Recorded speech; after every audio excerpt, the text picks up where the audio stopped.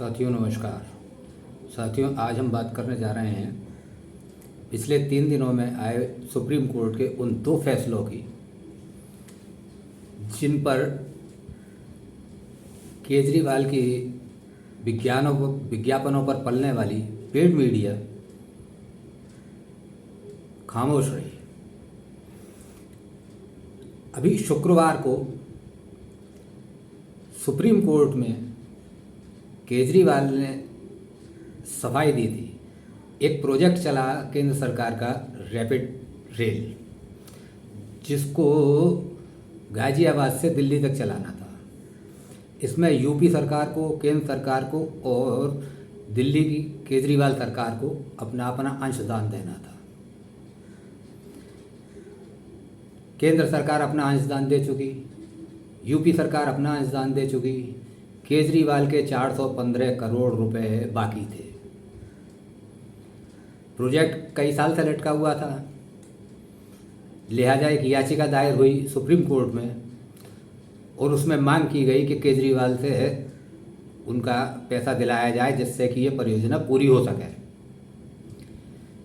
Supreme court में शुक्रवार को जो सुनवाई हुई उसमें इनके वकील अभिषेक मनु सिंघवी ने कहा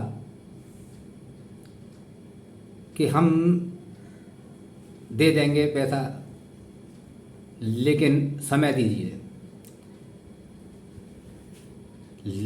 इससे पहले कोर्ट उनकी इसी बात के ऊपर दिल्ली सरकार को ये कह चुका था कि आप ये कहते हैं कि हमारे पास पैसा नहीं है, आप पिछले 3 साल के विज्ञापन का खर्चा दिखाइए। देश की योजनाओं के लिए आपके पास पैसा नहीं है, विज्ञापनों के लिए पैसा है। लिहाजा शुक्रवार को कोर्ट में वो ब्यौरा पेश हुआ, जिसमें लगभग 1100 करोड़ रुपया इन्होंने पिछले 3 साल में खर्च किया। सुप्रीम कोर्ट की खंडपीठ बिखर गई। उन्होंने स्पष्ट शब्दों में कहा कि या तो आप 415 करोड़ रुपया दीजिए, अन्यथा हम आपके विज्ञापनों को सीज कर देंगे और विज्ञापनों का जो पैसा है वो इसको परियोजना को दे दिया जाएगा। अब देखते हैं केजरीवाल कितनी जल्दी भुगतान करते हैं। एक हार तो ये हुई। दूसरी हार सोमवार को सबसे बड़ी ये हुई कि दिल्ली के मुख्यमंत्री केजरीवाल ने सत्येंद्र जैन से सौरभ भारद्वाज से, सत्येंद्र जैन तो जेल में हैं, वो इस समय स्वास्थ्य कारणों से अंतरिम जमानत पे हैं। जो वर्तमान मंत्री सौरभ भारद्वाज हैं उनसे एक याचिका दायर कराई सुप्रीम कोर्ट में। उसमें कहा कि एलजी ने जो 437 नियुक्तियों को अवैध घोषित कर दिया है, उन लोगों को बर्खास्त कर दिया है, इसके ऊपर आदेश जारी करें। ये उनका अधिकार क्षेत्र का नहीं है और उन्होंने गलत निर्णय लिया है, इनकी बहाली की जाए। उसमें मुख्य न्यायाधीश की खंडपीठ बैठी हुई थी सुनने के लिए। मुख्य न्यायाधीश ने इनको हड़काया। हड़काने के बाद इनके नियुक्तियों को जिस तरह से एलजी ने अवैध घोषित किया था, बर्खास्त किया था, उसके ऊपर सुप्रीम कोर्ट ने भी अपनी मोहर लगा दी कि ये अवैध नियुक्तियां थीं। होती भी क्यों नहीं। आम आदमी के पार्टी के कार्यकर्ता भरे हुए हैं, उसमें विधायकों के लोग भरे हुए हैं, सारे कुछ मिलने जुलने वालों के रिश्तेदार भरे हुए हैं। तमाशा बना दिया। ना कोई नियम, ना कोई कानून, ना खाता, ना बही। जो केजरीवाल कह देगा वही सही। लेकिन ये दोनों खबरें केजरीवाल की पेड मीडिया जो विज्ञापनों पे पल रही है उसने इस खबर को प्रसारित नहीं किया। जिस तरह से इन खबरों का प्रचार होना चाहिए था नहीं हुआ। इसी तरह से इनको बंगाल में डर लगता है। ममता बनर्जी के खिलाफ बोल नहीं सकते, बोलेंगे पिटेंगे, पीटे जाएंगे, वहाँ न पैसा मिलेगा न इज्जत मिलेगी। वहाँ उसी सुप्रीम कोर्ट ने, जो हाई कोर्ट ने एनआईए जांच की सिफारिश की थी, जो रामनवमी पर दंगा भड़का था बंगाल के अंदर, उसमें जो रामनवमी पर हिंसा हुई थी उसकी एनआईए जांच के लिए बंगाल हाई कोर्ट ने आदेश जारी किए थे, जिसके खिलाफ ममता बनर्जी सुप्रीम कोर्ट आई थी और सुप्रीम कोर्ट ने उसको भी, इनकी याचिका को खारिज कर दिया और बंगाल में एनआईए जांच की हाई कोर्ट की संस्तुति को बरकरार रखा। अभी ये कहते हैं एनआईए जांच की क्या ज़रूरत है? अरे वहाँ बम फूट रहे हैं, बारूद के बौछारें हो रही हैं, बम बनाए जा रहे हैं, घरों में बारूद मिल रहे हैं, साफ साफ विदेशी षड्यंत्र की बू आ रही है। आप कह रहे हैं कि एनआईए जांच की क्या ज़रूरत है? तुम्हारा भी खेल खत्म है ममता।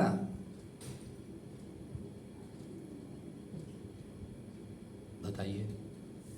इन खबरों को मीडिया ने बिल्कुल उस तरह से हाईलाइट नहीं किया जिस तरह से किया जाना चाहिए था।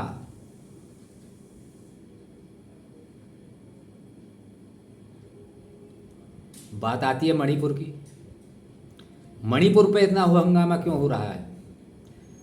आखिर मणिपुर ही एक हिंदुस्तान का पूरे का राज्य नहीं कहलाता है, पूरा हिंदुस्तान मणिपुर नहीं कहलाता है। मणिपुर जैसी घटनाएं हर राज्यों में हो रही हैं। पश्चिम बंगाल में इससे पहले से हो रही हैं। वहाँ मुंह में दही जम गया सबके। राजस्थान में हो रही हैं, वहाँ कहने वाला कोई नहीं है, वहाँ चर्चा कराने वाला संसद में कोई नहीं है। छत्तीसगढ़, झारखंड में हो रही हैं, वहाँ कोई कहने वाला नहीं है। बिहार में हो रही हैं, वहाँ कोई चर्चा कराने वाला नहीं है। मतलब सिर्फ राजनीति करने से है।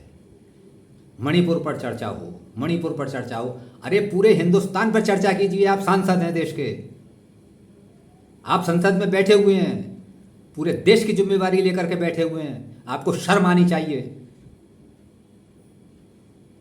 केवल एक प्रांत के ऊपर आप जमाए बैठे हैं, आपको देखना है पूरे हिंदुस्तान को।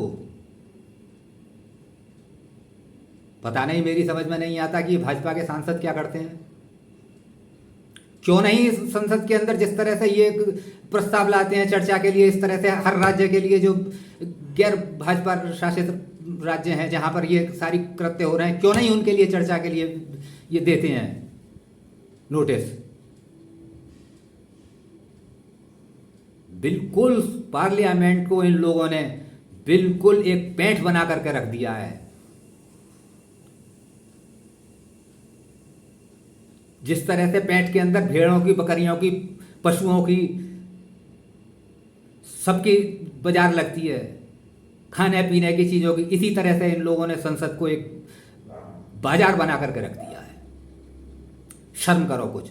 देश की जनता ने तुम लोगों को इनको इसलिए चुन करके नहीं भेजा था कि तुम संसद में हंगामा करो। संसद का सत्र का सारा टाइम हंगामे में बिता दो, जनहित के कोई काम मत करो। आने दो 2024। जनता तुम्हारे सब कृत्य देख रही है। तुम्हें इस लायक भी नहीं छोड़ेगी कि तुम संसद के अंदर प्रवेश भी कर पाओ। तुम्हारी सांसदियां भी चली जाएंगी।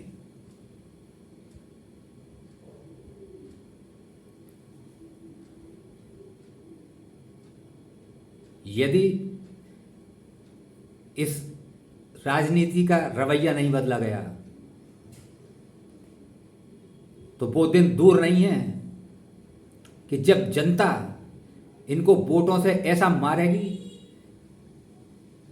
कि इनको मुंह दिखाने लायक जगह भी नहीं छोड़ेगी। साथियों, मेरी बात कठोर जरूर है, लेकिन हृदय दुखी है। हिंदुस्तान में जिस तरह से महिलाओं के ऊपर अत्याचार हो रहे हैं, उनके साथ नाइंसाफ़ी हो रही है, सरेआम उनका चीरहरण हो रहा है,